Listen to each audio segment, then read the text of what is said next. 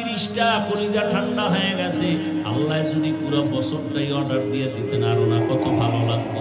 আল্লাহ যেহেতু দেন নাই, অন্তত 31টা রোজা রেখে দেই, ঈদের দিনও একটা রাখি, হবে? ভালো করে বুঝেন কারণ কি?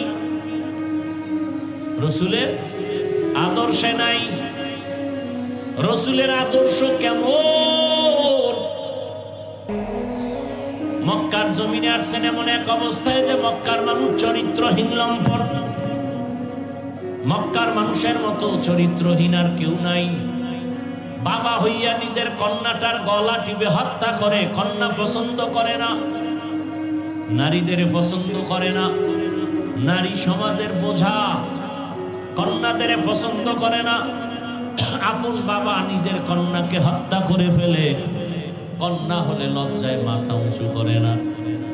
১৫০০ বছর বড় কিছু কুলাঙ্গারের কথা শুনতে পাই আমরা দেশে।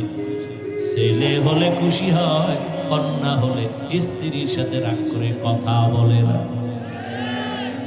এরকম কুলাঙ্গার আছে না নাই?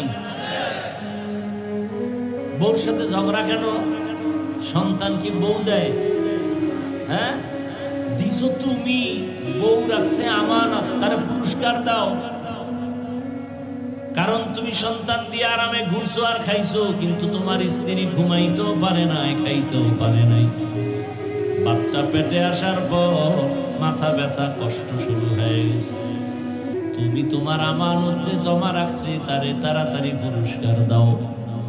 রাগ করো কেন? সব কথার মূল কথা আমার আল্লাহ বলে, দুনিয়ার কেউ সন্তান দেয় না, সন্তান দেয়ার মালিক কে?